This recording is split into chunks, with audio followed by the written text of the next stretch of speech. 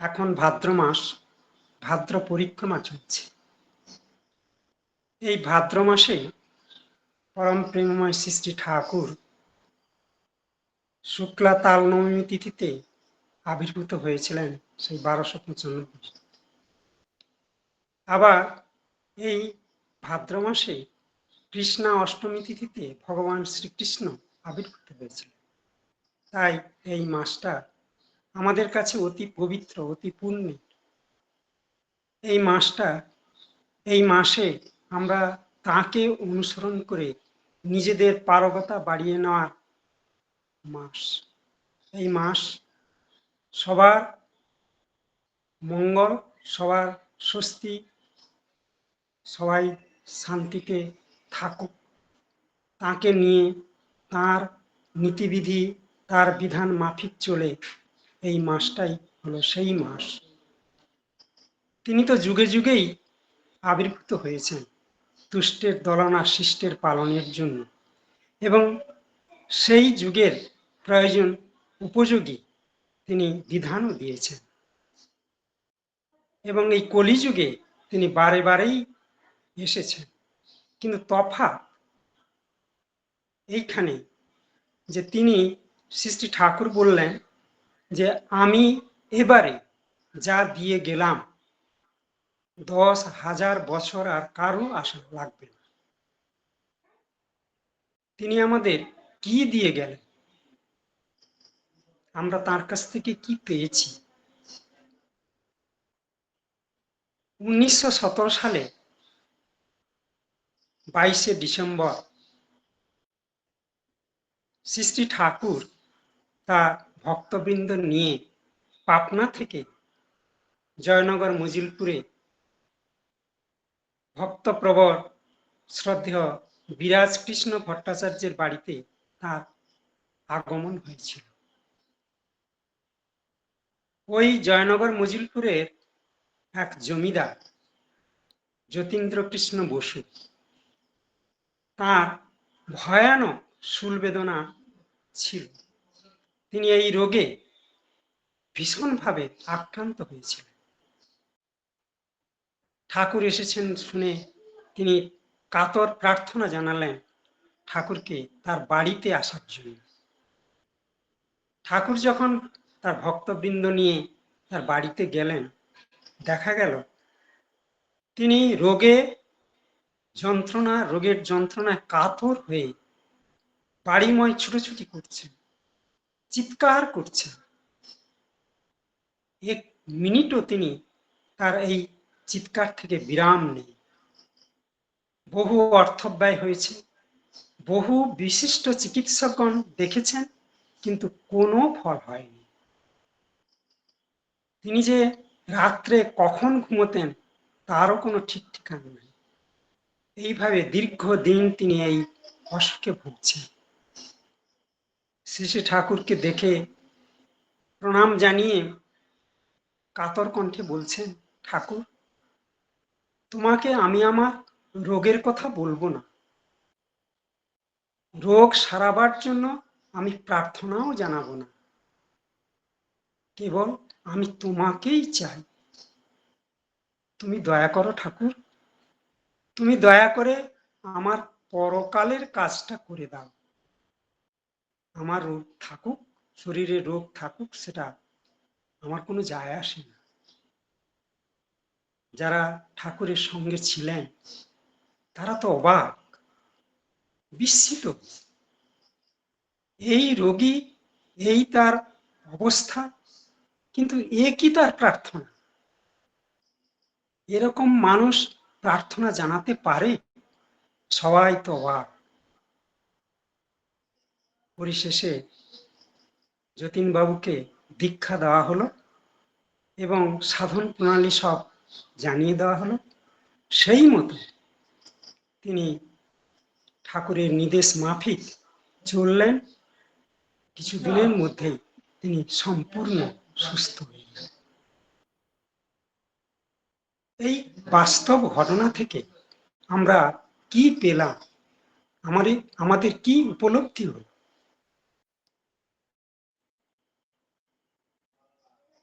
ঠাকুর এ যুগে এসে যে বিধান নিয়ে এসছেন তার সঙ্গে দীক্ষার মাধ্যমে যুক্ত হয়ে তার নীতিবিধি, তার বিধান মাফিক চলা, এবং এই চলার ফলে যতীনবাবু সুস্থ হয়ে উঠলেন।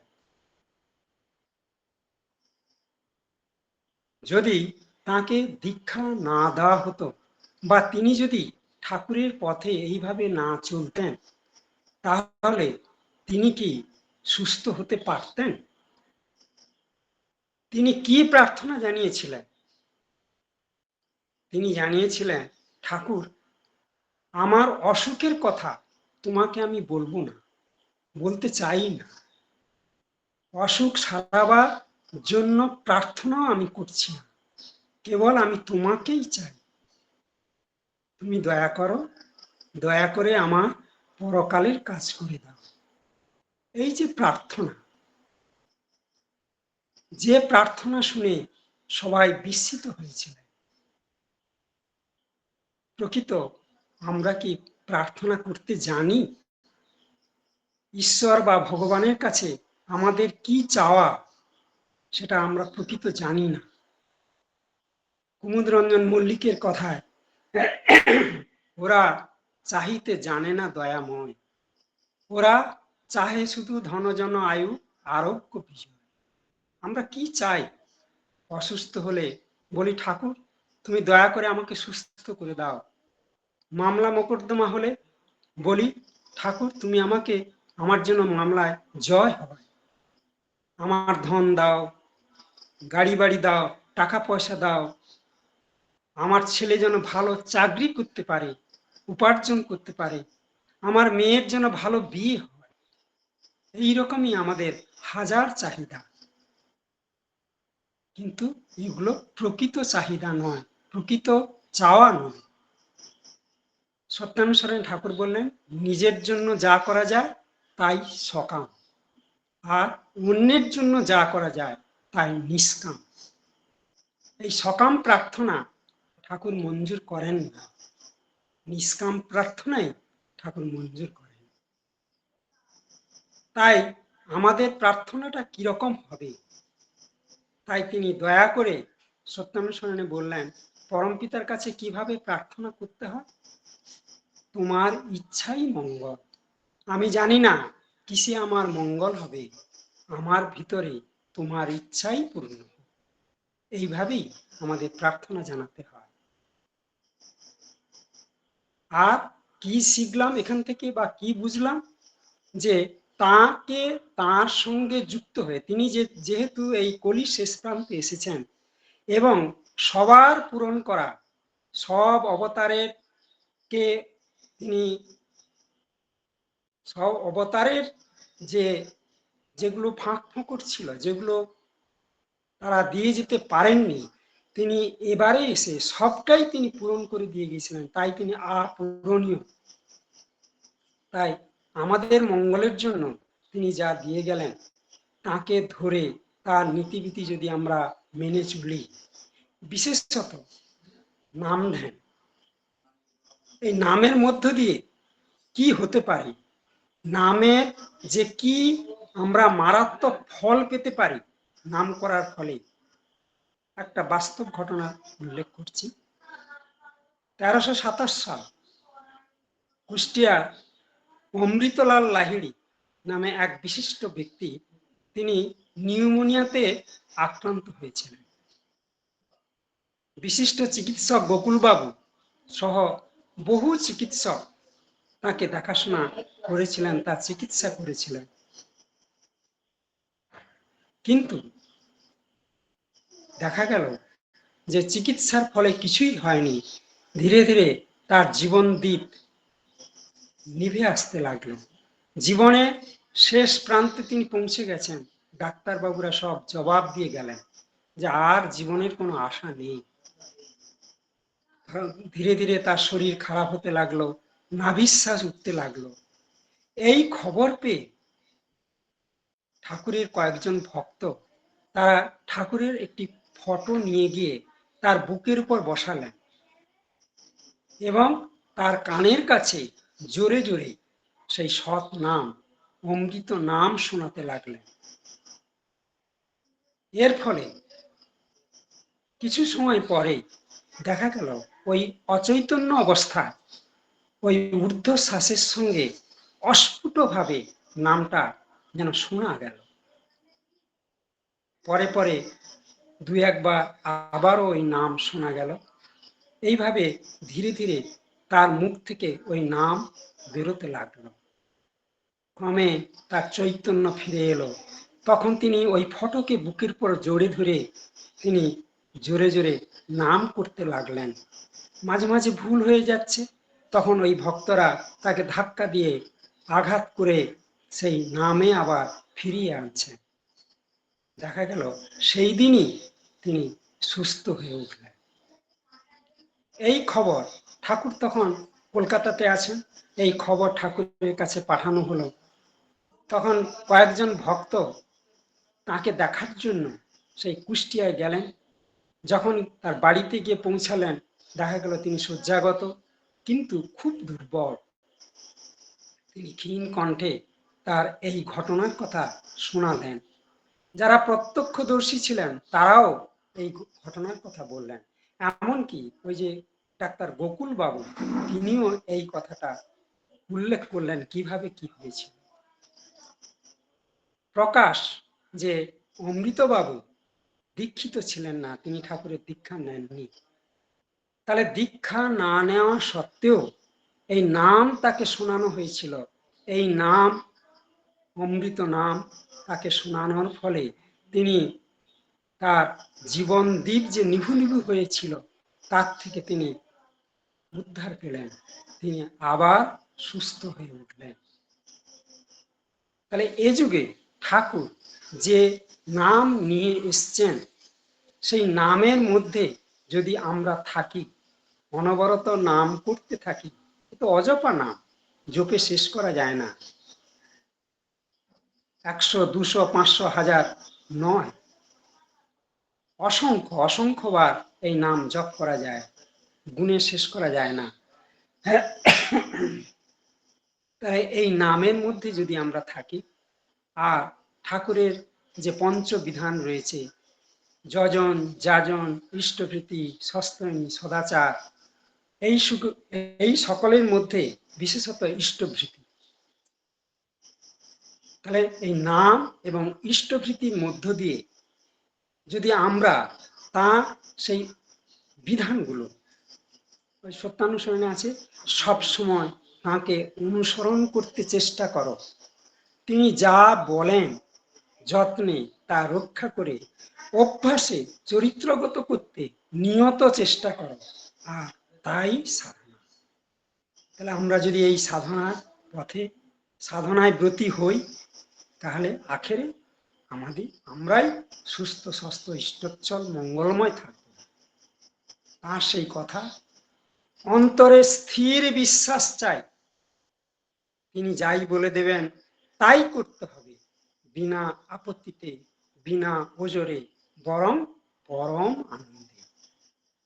যে ছাত্র বা শিষ্য প্রাণপণে আনন্দের সহিত গুরুর আদেশ কার্যে পরিণত করেছে, সে কখনোই বিফল হয়নি। শিষ্যের কর্তব্য গুরুর আদেশ কার্যে পরিণত করা, গুরুকে লক্ষ্য করে চলা। আমাদের কাজ হবে, যেহেতু আমরা তাঁকে জীবনে গ্রহণ করেছি, তাহলে তার থেকে আমরা বিচ্যুত হব কেন? আমরা আমাদের ভুলের দরুন, ভুল বোঝাবুঝির দরুন, বা অন্য কোনো ব্যাপারে, কারণ আমাদের বিশ্বাসটা পাকা নয়। পাকা বিশ্বাসী হতে হবে, বিশ্বাসটাকে দৃঢ় করতে হবে। দৃঢ় প্রত্যয়ের সঙ্গে তাঁকে ধরে তাঁর বিধান মাফিক চলে আমরা যদি চলি, তাহলে আমাদের কখনোই অমঙ্গল হতে পারে না, গ্যারান্টি দেওয়া। তাই আমাদের কাজ হবে তাঁর আদেশ নির্দেশ বিধান মাফিক চলা। ইষ্টভীতির কথা বলছিলাম, এই ইষ্টভৃতি আমরা ঠাকুরের দীক্ষা নিয়েছি, কিন্তু ওই যে ঠাকুরকে পয়সা দিতে হবে। কেন পয়সা দিতে হবে? এই কারণেই অনেকে ঠাকুর থেকে বিচ্যুত হয়েছেন, ঠাকুর থেকে সরে এসছেন। ঠাকুরের কথায় আমার হারিয়ে যাওয়া সন্তান, এই হারিয়ে যাওয়া সন্তানদের ফিরিয়ে আনার জন্যই পূজ্যপাদ সৃষ্টি আচার্যদেব, পূজনীয় অবিন দাদা, তাদের ঐশী প্রেরণাতে ওই ডিপি ওয়ার্কস চলছে। এই ডিপির কাজের মধ্য দিয়ে আমরা যদি তার সেই হারিয়ে যাওয়া সন্তানদের আবার ফিরিয়ে আনতে পারি, সেই প্রচেষ্টাই চলছে। বর্তমানে সৎসঙ্গে একটা যেন জোয়ার এসেছে, ডিপির জোয়ার, কাজের জোয়ার। সেই কাজে আমাদের সামিল হতে হবে। ইষ্টভৃতি এ তো আমাদের বাঁচার তুক। ইষ্টভৃতিকে পঞ্চ মহাযজ্ঞের সঙ্গে তুলনা করা হয়েছে। সেই এই ইষ্টভীতি নিবেদন করে যদি আমরা কোথাও বেরোই, কি কাজে যাই, তাহলে তিনি বলেছেন ওই দিনের জন্য তিনি আমাদের সমস্ত বিপদ আপদ থেকে রক্ষা করবেন। আর যদি সেটা না করি, তাহলে তার কোনো হাত নেই, কিছুই করতে পারবে না। তাই তার বাণীতেই আছে, দীক্ষা নিলেই জানিস মনে ইষ্টভৃতি করতেই হয়। ইষ্টভৃতি বিহীন দীক্ষা বহু কিরে চেতন রয়। তাহলে আমার যে চেতনা রয়েছে, আমি যে ঠাকুর ধরে চলছি, তার প্রমাণ ওই ইষ্টভৃতি নিবেদন করা। যেমন নাম জপ করব, তেমনি ইষ্টভৃতিও নিবেদন করব। বিপদ আপদ বেড়া যায়, রক্ষা যদি পেতে চাস, শ্রদ্ধা ভরে ইষ্টভৃতি নিত্য পালিশ, কাটবে পাস। বিপদ কেটে যাবে। বিপদ আপদ যেমনই আসুক, যেমনই হোক প্রাণ, ইষ্টভৃতি আনেই আনে সবার পরিত্রাণ। ইষ্টভৃতি ইষ্টকেই দিস, করিস নে তাই বঞ্চনা, এর ব্যতয় হলেই কিন্তু আসবে বিপাক গঞ্জনা। জীবন যদি যায় রে তোর, ইষ্টভৃতি ছাড়িস না, ধর্ম অর্থ কাম মুখ্যের ওই নিশানা ভুলিস না। তাহলে এই ইষ্টভৃতির ব্যাপারে আমাদের এত নির্বোধ কেন আমরা? এই ইষ্টভৃতি যদি আমাদের বাঁচার তুক হয়, এই ইষ্টভৃতির মাধ্যমে যদি আমরা আমাদের মঙ্গল পাই, তাহলে কেন সেখান থেকে আমরা বিরত হব? আমাদের ভুলের দরুন আমরা আমাদের বিপদটাকেই আমরা ডেকে আনছি। তিনি এ যুগে আমাদের জন্য যা দিয়ে গেছেন, সবটাই কিন্তু বিজ্ঞান ভিত্তিক, কোনোটাই অবৈজ্ঞানিক নয়। তার যত কিছু বলা রয়েছে, যত কিছু বিধান রয়েছে, যত নির্দেশ আদেশ যা কিছু রয়েছে, সবটাই বিজ্ঞান মাফিক। তাই আমাদের কাজ হবে এই অভ্রান্ত পন্থা সম্বলিত পরম অবদান শ্রদ্ধাভিনন্দনায় জীবনের পরতে পরতে গ্রহণ করে যেন আমরা ধন্য হতে পারি। নবীন সৃজন কল্লোলে সঙ্গতির সুষমা ও সমন্বয়ের ছন্দ যেন ফুটিয়ে তুলতে পারি। হারিয়ে যাওয়া জীবন সূত্রটি যেন খুঁজে পেতে পারি।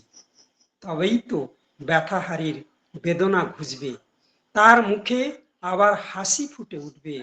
আর সেদিন সপ্ত সিন্ধুর কুলে কুলে লক্ষ কোটি নরনারী উল্লসিত কলকণ্ঠে গেয়ে উঠবে, বন্দে পুরুষোত্তমম, বন্দে পুরুষোত্তমম, বন্দে পুরুষোত্তম।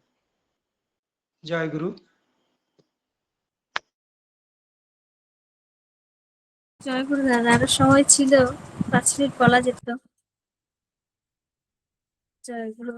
আমার শ্রদ্ধেয় দাদা খুব সুন্দর করে আলোচনা করলেন। আমাদের এখন ভাদ্র মাসে, পবিত্র মাসে আমার পরম পূজ্যপাদ শ্রী ঠাকুরের জন্ম মাস এটা। তাকে ধরলে, তার বিধিবিধান গুলো মেনে চললে তিনি আমাদের পাশে এসে দাঁড়ান। সকাম প্রার্থনা তিনি মঞ্জুর করেন না, নিষ্কাম প্রার্থনা তিনি মঞ্জুর করেন। আর নামময় হয়ে থাকলে মুমূর্ষু রোগীও ভালো হয়ে যায় তার সুন্দর একটা ঘটনা বলে আমাদের সমৃদ্ধ করলেন। তার নির্দেশ মেনে চলাই আমাদের ধর্ম। ইষ্টভীতি সঠিকভাবে করলে আমাদের সমস্ত বিপদ আপদ কেটে যায়, সেদিনের মতো সে রক্ষা পেয়ে যায়। এটাও আলোচনা করলেন। আমরা প্রতি প্রত্যেকে আপ্লুত অভিভূত আপনার আলোচনা শুনে পরম পিতার কাছে প্রার্থনা করি দাদা সুস্থ থাকুন, অনেকদিন আমাদের মাঝে থাকুন, তার কথা বলে তার কথা শুনিয়ে আমাদের সমৃদ্ধ করুন। পরম পিতার আমরা তুচ্চরণে আপনার এবং আপনার পরিবার পারিপার্শ্বিকের সবার সুদীর্ঘ নিরোগী সুস্থ জীবন প্রার্থনা করি। ভালো থাকুন দাদা। জয় গুরু।